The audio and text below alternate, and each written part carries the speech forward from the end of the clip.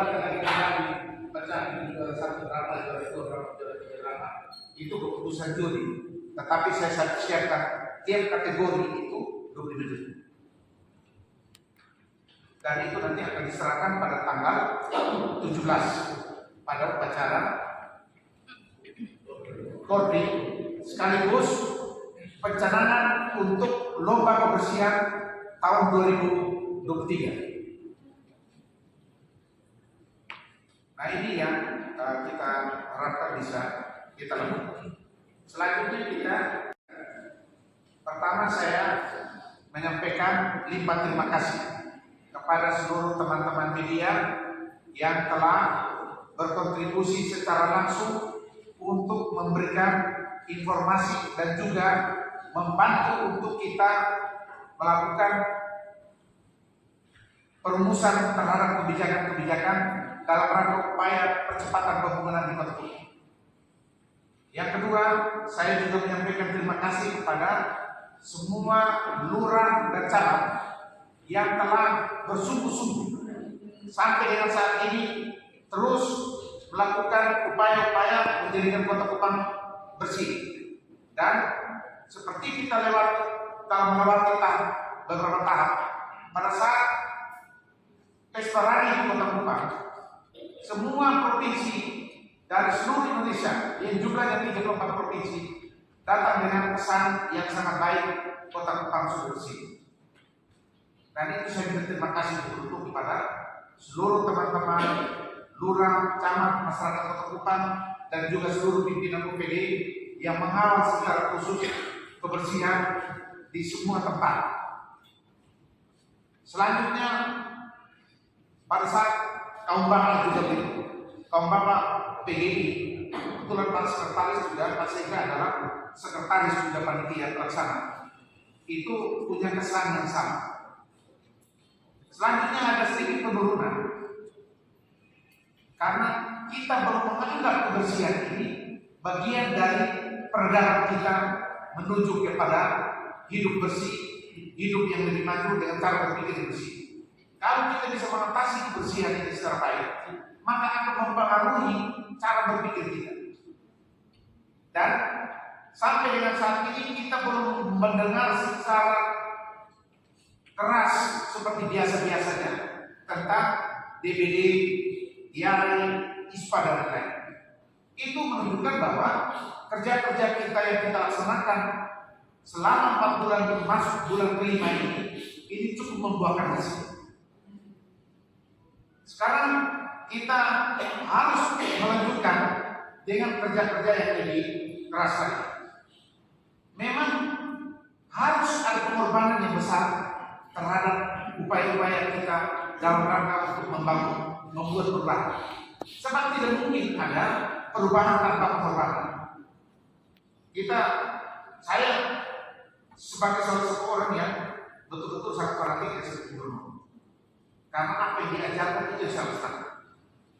Dia bilang salah satunya no glory without suffering. Tidak ada kemuliaan tanpa penderitaan.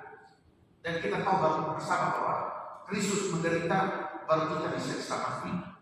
Bukan karena kita baik, bukan karena kita hebat, tapi karena kasih karunia Allah. Karena merantau, maka kita bisa mendapat belas kasih Tuhan. Oleh karena itu, maka kita menjadi orang-orang yang Tuhan tempatkan di tempat masing-masing untuk kita membangun kerja-kerja yang Tuhan berikan kepada kita sebagai orang yang diciptakan segambar serupa Tuhan. Oleh karena itu, maka saya berharap betul-betul mari kita bersama-sama bergandengan tangan untuk membangun Kota Kupang ini dengan sungguh-sungguh tanpa memikirkan kepentingan kita. Karena begitu kita terkontaminasi dengan kepentingan apalagi pribadi, maka kita tidak mungkin bisa melaksanakan yang baik. Oleh karena itu saya minta pertama, khusus kebersihan, semua teman-teman camat, lurah, RW, RT, tolong berkolaborasi dengan masyarakat untuk kita tempat-tempat TPS, tempat pembuangan sampah sementara, itu tidak boleh ada lagi di jalan-jalan besar. Kita harus tarik masuk di dalam. Ada anggaran untuk 2019 sebesar 200 juta untuk dana kelurahan. Saya minta dialokasikan untuk minimal ada 2 bank TPS di situ.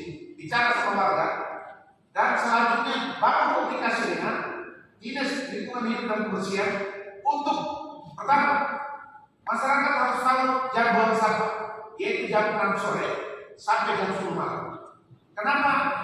Karena kita punya waktu yang bebas dari tugas-tugas dinas kita, dan atau pihak swasta sudah pulang kantor dan bisa membuang sampah, dan juga aktivitas di jam-jam dinas sudah selesai. Itu sampai jam 10.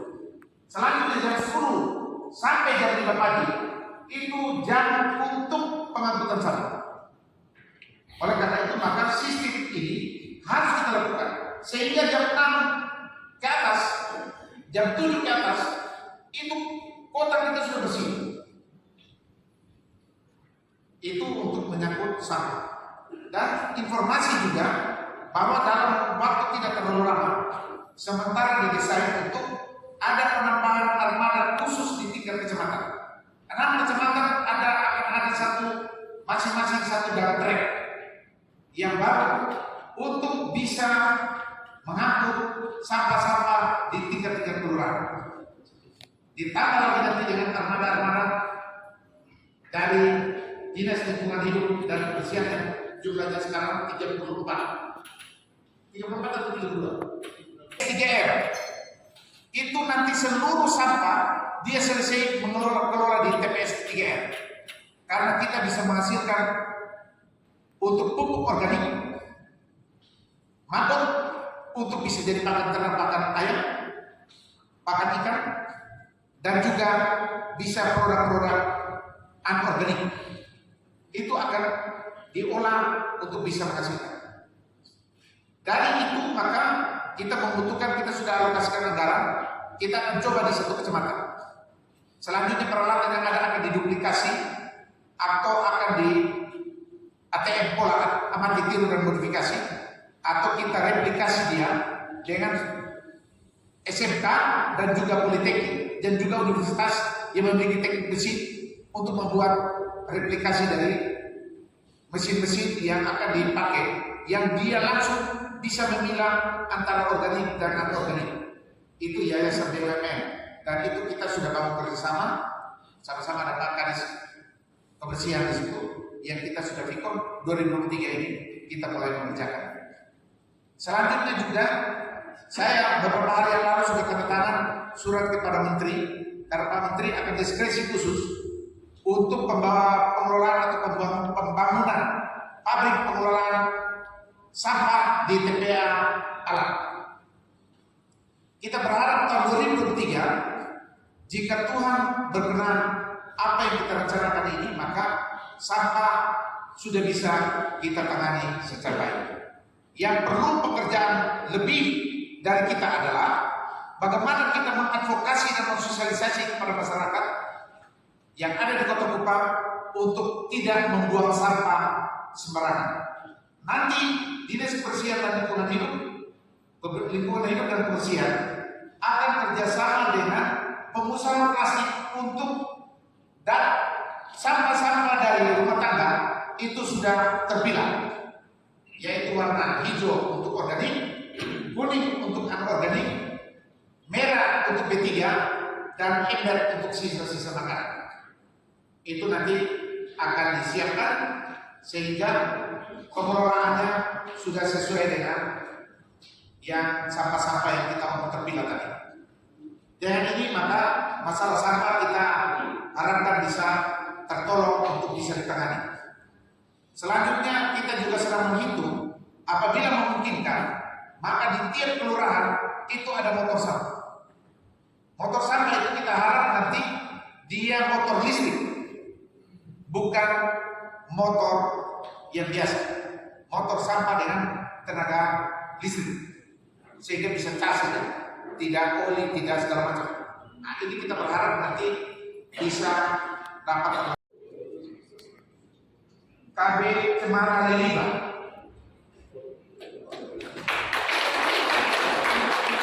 yang kedua KB Korem.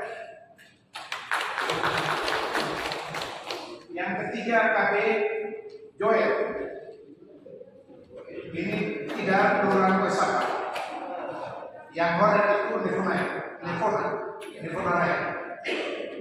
Yang keempat KB Apple Tree Preschool itu Bundaran BU. TDM. Yang kelima KB Lips and Bones and Bright Star. Ini Jalan Timur Raya kilometer 7. Ini PAUD. Selanjutnya yang terjelek, ini PAUD yang terjelek. KB Maranatha Family, KB Nivea Firdaus, memang ini Firdaus hilang. KB Akasia, ini ada 5. KB Loromila, ini belum sampai Loromila. Lah, bawa yang mana Loromila? Itu kan KB Ranteran. Berdasar yang terbersih, yang terbaik, SD Negeri Oibatia, Fatwesi. Selanjutnya SD Impres Nun Baru 1. Yang ketiga SD Negeri Boniboy 1.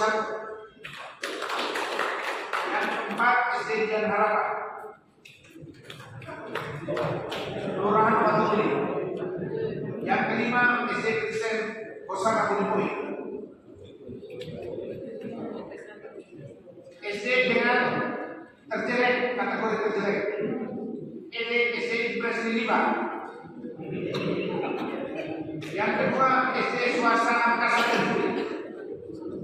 Yang ketiga SD Impres Papua. Yang keempat SD Negeri Nevosaka Papua. Yang kelima SD Tugas Harapan Manutape. SMP yang terbaik terbersih.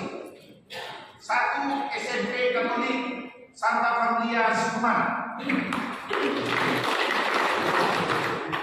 Yang kedua SMP Negeri 13 Kupang.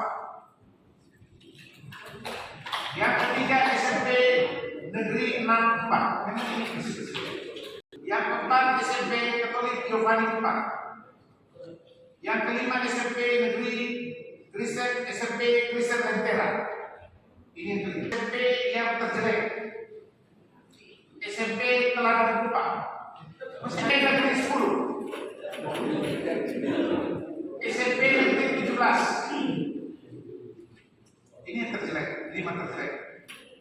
SMP Plus Ati Kupang. SMP Tunas Harapan. Itu hasil-hasil yang telah disampaikan. Sebenarnya kegiatan pengumuman ini dilaksanakan pada apel tadi, tetapi karena kondisi cuaca sehingga apel tidak dapat dilaksanakan dan kita putuskan untuk siang ini kita umumkan. Nanti penyerahan hadiah itu akan dilaksanakan tanggal 17 sekaligus dengan upacara korpri, sehingga teman-teman bisa mendapat ruang bahwa benar-benar ini tidak main-main penilaian. Ini penilaian tidak ada tidak ada penilaian yang diri ini objektif betul-betul karena independen. Oleh karena itu ketua khusus untuk tingkat organisasi perangkat daerah, mulai dari perangkat daerah, kecamatan, kelurahan, itu ketuanya Pak Danramil, Mayor Infantri Hendrik Gunan. Mungkin ada keturunan sedikit dari Ketua PMI Internasional Hendrik Gunan. Memang agak mirip-mirip sedikit juga. Sedangkan sekretarisnya Pak Abdul Hamid M.Hum. Ini juga dari dosen dari perguruan tinggi, dan anggotanya Pak Romo, Bapak Romo, Yohanes Ahmad SPD SHMH. Jadi ini ada Romo itu di dalam ini, termasuk dari pemberkatan sekaligus. Terus Ibu Inajara, SOS MM, Pak Kristo Embu, Ibu Insinyur Nur Aini Bundiani, Pak Benediktus Sridin, dan Andi Osman. Ini untuk perangkat kelurahan. Kita umumkan dengan hasil sekaligus ya. Kelurahan terbersih, ada terbersih, bersih dan cukup bersih, kurang bersih dan kotor. Yang paling terbersih itu kelurahan mana kira-kira? Nah, semua sudah tahu Batu Plat. Ini kelurahan Batu Plat.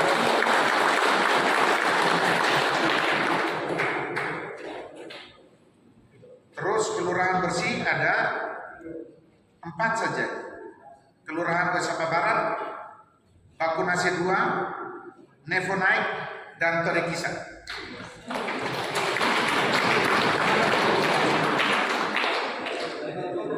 Sedangkan yang terkotor ini ada 2, 4, 6, 8, 9 terkotor ini. Ini kelurahan Ermona. Kelurahannya apa? Harusnya perempuan harus memperhatikan itu. Terus Manulai 2. Nah ini mungkin, tapi tidak apa, nanti pasti Seroja ini pasti habis ini. Dana kelurahan 200 juta PG ini bersih. Solo, Mantasi, Lasian, ini terkotor. Nanti ini akan diberitakan oleh wartawan. Ini memang terjadi sungguh-sungguh. Sedangkan kecamatan yang terbersih, yang cukup bersih, menurut penilaian itu kecamatan Pegebo. Yang kedua, kecamatan Maulafa. Yang ketiga kecamatan Kota Rata. Yang kotor itu Kota Nyonya. Itu kecamatan dan kelurahan. OPD terbersih itu dinas sosial.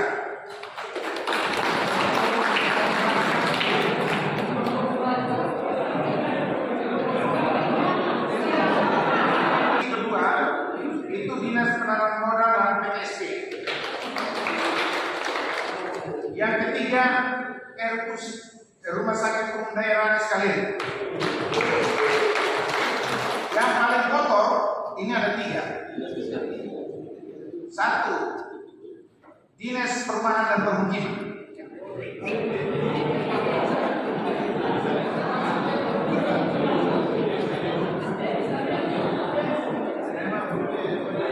Memang beda kantor ini kebuka. Ini harus ada sanksinya. Terus Satuan Polisi Pamung Praja.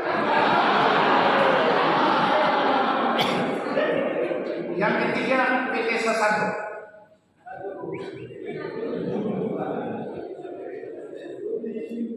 Ini tim penilaian tinggi ada 7 daun, 8 daun, 9 daun, aspal.